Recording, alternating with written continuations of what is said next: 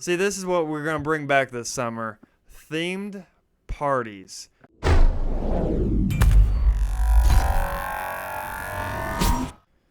Hello, welcome to Higginsanity. I'm your host, Jason Higgins. I'm your co-host Dan Slott, and as always, we hope that you guys like us, subscribe, do whatever, follow us on Twitter and Instagram. Twitter is the number one DANSANITY. That's one Dansanity on Twitter.com, and email us with any ideas, comments, and anything like that. And that's one Dansanity at gmail.com. And then you can find us on YouTube at Higginsanity. See, this is what we're going to bring back this summer.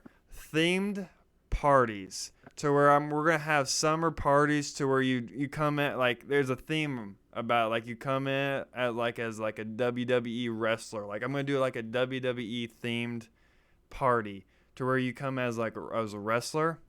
I'm coming as Kurt Angle. I'm walking in. I'm going to have fireworks. I'm going to have the pyro. Tell me I don't walk in with this on. I will play the Kurt Angle theme song. You suck. You suck. But obviously, If I you're don't wearing suck. that, Amazing. I'm rolling as the Apollo Creed. I'll have those boxing shorts on. Apollo Creed's not a WWE wrestler. I don't care. That's I not. That's don't want not. to be That's a not a part. WWE That's wrestler. not. That defeats the purpose of the themed party. You have to come as like Hulk Hogan. I don't want to The come as a Rock, WWE wrestler. Undertaker, Rikishi, Shawn Michaels. List goes on. Stone Cold Steve Austin, the Mankind. Dude Love, Cactus Jack. There's 3 different representations of the same guy. Are you still talking about wrestling? I was just saying. But there'd obviously be different themes. There'd be NBA parties. There'd be NFL parties. You'd be NHL parties. You come as, Sidney Crosby, You'd have, like, movie parties, movie character, all sorts of different stuff. The 70s, I'd come into the freaking, 70s theme party. I'd have the sick glasses, tie-dye clothing, with the pants. That'd be a sick party. And the music, You are too. out of control. The music aligns with every theme. And the biggest thing is you have to have people committed to these theme parties. That's the thing. The theme parties are only as good as the commitment of the people that attend and throw these parties. Well, yeah. If you have like you can't have some lame-o friends that like, oh, I don't want to go as that theme. Oh, no, I don't look good in that one. Oh, my butt looks too big in this theme. Oh my God, Jerry's going as that one. I wanted to be Superman. What the hell? You didn't invite me first. No, we're kicking those people out. Those people aren't in our group. Those people aren't even invited to our themed parties, actually. So... Oh my gosh. And I don't know what this is. There can always be more than one Superman because there's more than one idiot in this world. Because anybody who wants to be Superman at a themed party, obviously, is probably like the least likable person at the party. Well, yeah, mostly because Superman's a bitch. See, now we're on the same page. Since that's the case, obviously, I would show up to that party as like... Ooh, I'd probably show up as like Batman or I'd probably show up as Batman because he's pretty cool. For a superhero party? Yeah, for the superhero party. I'd probably show up as Batman. Or Flash. Wolverine or Deadpool. See, okay. Now, but the thing is, if you're Wolverine and you're trying to take a girl home, you go to hug her with those claws on. It's not going to end well. You got to take the claws off. Them. The claws don't have to be out at all times. Yeah, but that defeats the purpose because I feel like if you're going to Comic-Con, okay? I guarantee if you bring a girl back home from Comic-Con, she's going to want to be the theme. Like, obviously if you're taking Princess Leia home, she's going to be Princess Leia at home. Well, if you're gonna be Wolverine, like, why don't you just put a rubber tip on the middle claw? Then you're good to go. I don't know about that. I Get worked it, that get it, small get it, part. hit Yeah, it, but metal's get gonna it, cut right hit it. through that. Metal's gonna Oh cut my right through it. gosh. Metal's gonna cut right through. Because this is a realistic I'm just conversation that saying, we I have worked going at small on right parts. now. I worked with metal. I worked with rubber gloves. That metal cuts right through. Just saying. Happens all the time. Yeah, just saying. I'm just trying to Ugh. look out for. I'm just because Or some you can guy just might be go, thinking about dressing up as and then Wolverine, going to Comic-Con. He might try to find a woman at Comic-Con. And I'm thinking, if he dresses up at Wolverine, the chances are you're probably not going to find a girl. Now, if you dress up as like Batman or Flash, sweep a girl off their feet because I'm so quick. Woo, woo, woo. That Flash is is lame. Flash is lame. anybody. No, anyways, Flash is obviously not lame. He is He's completely not lame. lame. He is not lame. What's your superpower? You can run really fast. Cool. No one cares. You know what can stop someone from running really fast? Wolverine by standing in one spot, and then when you run past him, he just He's stabs never you in the gonna chest run with his past claws. him. He can run. He can run arm's length away, and still get past him. Punch him in the back of the head. Still get arm's length away, and come back. You will You never, gotta be an arm's length away. you will never convince me that the Flash is cool. It's just not gonna happen. He can steal billions and billions and billions and billions of dollars under your eye, be in Mexico and back, and you wouldn't even know it. He could Why steal you is he going to anything. Mexico He could steal you with a bunch of anything in the world. dollars?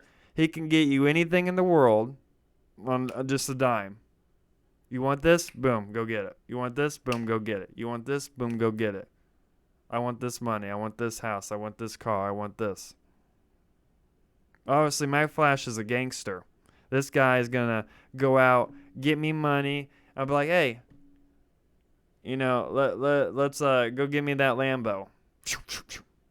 Boom. Or you could just be the Invisible Woman from Fantastic Four, and then you could actually do it, and nobody would know what you look like because you're invisible, and then you have all your shit, and then you can just become Well, that takes the invisible fun out of it. It's after all you about the steal it. adrenaline rush. What's the adrenaline? If it's so fast, nobody can see him, and he's just a He's little still feeling pussball the adrenaline. because he's just The running. dopamine in his brain is probably amazing because running raises the dopamine levels in your brain. So you can imagine this guy's probably always positive. This guy's got loads of energy. And Sheldon Cooper played him in The Big Bang Theory, so I rest my case. So did Leonard, and so did Raj, and so did Kudrpali. Or those are the same. What's his face's name? I can't think of his name. they all dress as them for about 10 They all seconds did. each, and then Sheldon left as the only one as Flash. I can't. What's the Aha! one kid's In name? your Why can't I think face. of his? What's his? That's gonna bother me now. You mean Zach? Because I Zach don't know. dressed up as Superman. So Zach dressed up as Superman. The other main character who's got the Jewish mom. Howard? Howard, there we go. Yeah, so they were as It was Flash for bugging me. like a minute, and then obviously Sheldon got his way and was the only one as Flash at that point. Yeah, so I rest my case. Sheldon is also the biggest loser. No, he's not. Won the Nobel Prize. Jim Parsons, Golden Globe winner. Amazing actor. I'm not knocking Jim Parsons. Amazing actor. Don't put that on me. Amazing actor. And He is. Sheldon Cooper wins a Nobel Prize in The Big Bang Theory. Sheldon Cooper has his growth. There's no other character growth, TV show wise, that of that personality and caliber to where a guy can play that horrific of a change of someone who can't have any physical Horrific of a change? Yeah, someone that can't even have physical contact, can't even hug somebody, can't touch somebody, can't think like anybody else, can't talk to anybody, can't have social interaction, had a different livelihood. Can't even, if you even looked at like, I understand what you're saying, but I think horrific is the wrong term. I think heroic would be a better term. It's not a horrific change because it's in a positive way. well, if not, it isn't a positive way, but if you look at change, everybody thinks of change as a bad thing. Everybody fears change. Everybody's scared of change. And that change was, when I say horrific, it was it was a horrendous, it was going something that was very scary for him because he had to overcome literally everything he completely. Yeah, I guess from Yeah, his point of view, yes, it would be because horrific for him. because he But yeah, even makes that, because he tells even Penny in the show, like, having a simple handshake is too much for him. And then as it goes on, like, like the episode where Penny literally gives him the napkin and he flips out and actually hugs her, and Penny's like, "Oh my god, like Sheldon's hugging me."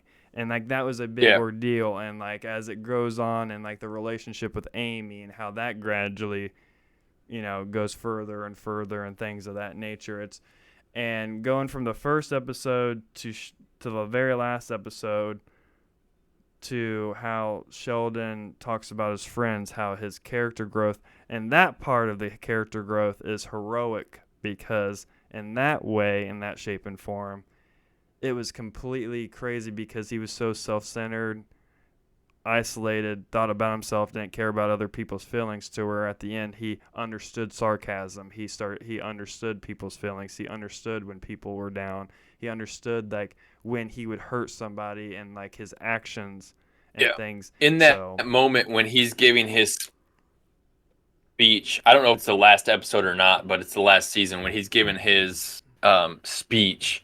They did an excellent job of capturing his emotion of how he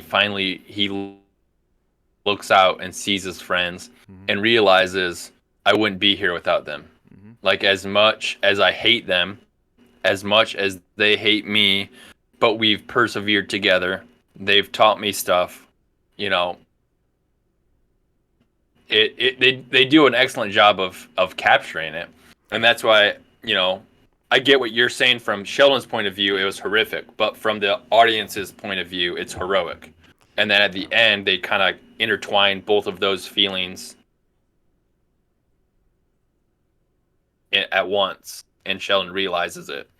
well, yeah, I definitely agree, and I love seeing like the actual video of like the cast reading those lines of them actually reading Mm-hmm. that scene. And when they know it's that final episode, like they're all bawling their eyes out, they're crying, because those were all real, genuine relationships. You got to think of how much time those those people spent with each other for years, If years. you watch any behind the scenes on a show like Big Bang, Friends, Scrubs, The Office, Seinfeld, they spend more time with those people, and if you're a good actor or actress, from what I've listened to and what they say, you stay in character. When you get on set, you are in your character and you're in that character until the day's over. Mhm. So most days you're in character for 12 hours a day, basically. 10 to 12 hours a day. You're in character. And you spend more time with those co-stars than you do with your own family. And a lot of times when you see those recorded reads for a scene, that's the first time that they're seeing those, and those are genuine reactions. Mm-hmm. Like I know I've seen some behind the scenes of The Office where they realize that Michael's leaving, and like people are crying because they realize like this is the end of an era. Like this guy, not only as Michael Scott is leaving, but it's also like this dude, like Steve Carell, has been here and has basically been like a father figure for acting on The Office for these many years. And like those are genuine emotions. And that same thing, like you said with Big Bang Theory, like they're reading that. That could have been the first time they read that, or they read it out loud or seen it. And like those are genuine emotions coming out. Yeah, and like I don't know if you ever saw when Jim Parsons did win his Golden Globe for Sheldon Cooper for his Hmm. his role playing Sheldon Cooper. Penny, was the one, if you want to call her by her character name, we're just going by her character name, Yeah. obviously. From Haley Kugo. yeah, Yep. yeah, obviously. But she was the one. Kaylee was the one to present the award to Jim. Penny was the one Yeah. to present the award to Sheldon, and to see the pure emotion in Kaylee's eyes, her reaction, her body language, to see that she was genuinely so happy and excited for Jim to win that award because they were like family.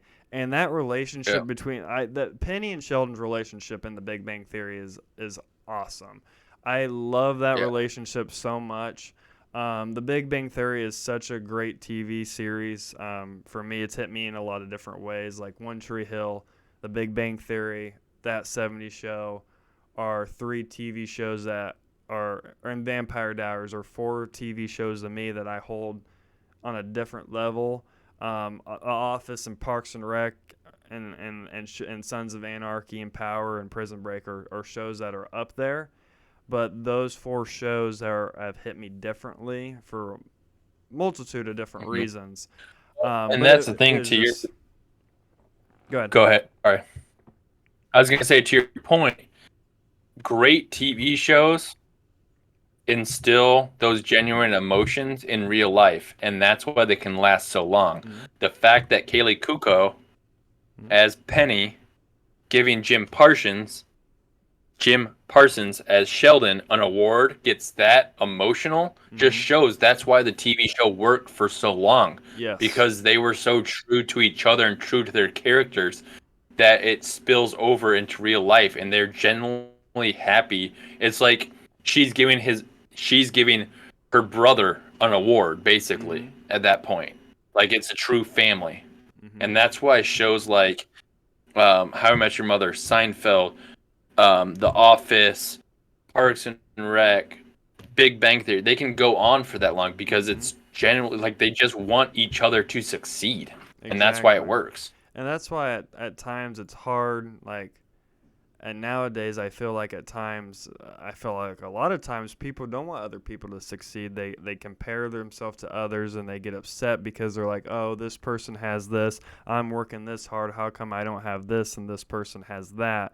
And social media, I mean, it's huge now. And so a lot of that, when you see pictures of things all over social media of people having these things or doing these activities or going to these places, and then you see yourself working 50, 60 hours a week and not being able to do certain things. Yeah, I can see where you're getting down and like, oh, this is not fair, da da da da. But it's hard because I feel like at times it's a dog eat dog world out here, to where people people are more or it's easier to criticize somebody, it's easier to downgrade somebody, it's easier to be mad and upset at somebody to congratulate them than to be proud of them, to be like, oh man, Yeah. good job. Or And that's the thing. I feel like it's always one extreme or the other, right? mm-hmm. It's either you win at all costs and you say fuck everybody, or you're so passive that you can't promote yourself, Mm-hmm. right? Mm-hmm. And like you can do both. There's a way to do both. Like Mm-hmm. I'm super competitive. I want to win, whether it's a sport, whether it's a bet, whether it's a push-up challenge, whether whatever it is. Like I want to win, but at the same time you can win by helping others. You can win by getting someone else up off Mm-hmm. the ground. If they're failing, you can win by promoting them, and then you win as a team. And I feel like too often it's just win or lose, and there's no team, there's no Mm-hmm. helping each other. And that I go back and forth with my kids all the time because they're playing something and they're like, oh, we're losing, or we won, and they start showing off and said, it's okay it's good that you want to win, Mm-hmm. but be a graceful winner. Like there's no reason to rub it in. Or if you're losing, try and get better and be a gracious loser. Like there's no, you just gotta play the game. Like I hated growing up when I'm playing sports and they're like, oh, we're just out to have fun. There's no winner or loser. Like, no, there is. Just Mm-hmm. teach them how to do it the right way. Yeah, Like, because some of the greatest things that you learn, or some of the things that you achieve the most, is some comes from some of your biggest losses. Come from some of the mm-hmm, biggest mistakes that you've made. You learn a lot from them. If you don't know how to take a loss, if you don't know how to take a punch, if you don't know how to take, damage, like what happens when you do hit that point in life, when you do hit that barrier and you do hit that boundary, you're just going to give up. You're just going to be like, oh crap, I mm-hmm, don't know how to handle this. This is, weak. You know, yeah, there's many er, times in life where like I love like watching Rocky and like watching Sylvester Stallone. Like how many times like life sucks, life is tough, life is going to knock you down 1,000 times, but are you gonna mm-hmm. get up 1,001 times? Are you gonna get up every single time? Like it's gonna knock you down, but you gotta get up that twice as much because life's not gonna say, hey, like sorry, like you had a bad day today, like I'll help you out tomorrow. That's not how it The works. universe is going to keep moving on. Are you going to fall behind or are you going to keep up with it? Mhm. I mean, early in my professional career, one of the best advice I ever got was you might like your manager, you might hate your manager, but you're going to learn more from the manager that you hate than the manager you like. Because you're going to learn what not to do. You're going to learn what to do from the manager that you hate because they're doing things like the wrong way or they're just belittling you. And you learn more from that Mhm. person than the person that you are friends with. Mhm. And that goes with anything, whether it's a manager, whether it's, Oh yeah. you know, And yeah, I myself try to surround myself with positive people. I praise myself on positivity and good vibes. Yeah, sometimes I joke around about like my reality show of Love Life at times and things of that nature, but I'm always been good vibes. I'm a positive person. And I had a my college basketball coach my freshman year, Coach Conger. He had a saying, you can either be a faucet or you can be a drain. And like for basketball terms, like on a team, you can't have a bunch of drains on your team. A drain's gonna suck the energy, that's gonna suck the life out of you. The complaining, the whining, the negative vibes, like the not showing up to practice on time, not working hard, not competing. That's gonna contaminate that drain. And it's gonna drain it out of everybody. Now, when you have a faucet, that faucet's providing, it's bringing you that water, it's providing you, so it's bringing that energy into the practice, it's bringing that positive vibes. You want to be that faucet, you want to be around and be like, hey, good morning, how are you doing, sir? Like, it's great to see you, it's great to have you here today, da da da da. Like, I've always tried to pride myself, like every day I walk into work, I try to say good morning to as many people. I ask people how they're doing. It's part of my position, actually, as my job to build that morale, to make it, because you never know what somebody's going through that day. You never know what battle somebody's going through. Like Robin Williams is one of the perfect examples. Is that dude? It was one of the most hilarious people to ever foot on this planet. Made countless of many of movies. He would make sure like the film crews would hire like homeless people and things like that to make sure that they had jobs. Like this guy cared about everybody else, and unfortunately, it did him wrong. And you would have never known what Robin Williams was going through watching the movies, seeing him in person, seeing him on social media. You never see that kind of stuff. And so, well, and what's sad bringing up Robin Williams is he kind of grew up in that age where it was you don't want to talk about it, right? yeah. You'd rather. I mean, and I don't know. I don't want to speak for him, but I feel like he fell in that category of he's gonna go over the top to be funny, to be make more movies, to please other people, Mm-hmm. to try and hide how he was truly feeling, Mm-hmm. just because of his personality. I feel like that could be a an issue where he felt like if he talked about it, that would ruin Mm-hmm. how people thought of him, ruin his demeanor and all that. And that's sad because, like you said, he was hilarious. He was, Mm-hmm. what from stand up to Aladdin to Robin Hood to all, Good Morning Vietnam, to all the movies and TV shows that he was in. It's, and that's what, luckily I think more people are becoming more comfortable with it and talking about it. But I feel like he's, and like I said, not speaking for him, don't know him, don't know his family, but I feel like that's someone who felt like he couldn't talk about it. He had to internalize it and eventually cost him his life. It's more. I mean, people are more open to talking about mental health and things like that, but it's still a big struggle, especially among men. That's still a huge stigma today. Is men It's are, sad that people think it's a weakness. yeah, men are afraid to do that things. And I know we're gonna do a podcast sometime this month, especially with it being May and it being Mental Health Awareness Month.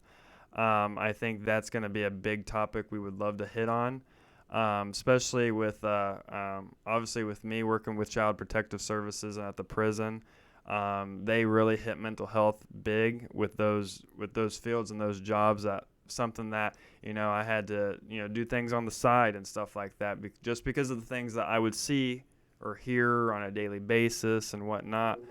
But just like everything that goes on in life, it's just everything's so different, and just people go through different things at different times. People deal with different things. I mean, something that may not affect me may affect you completely different.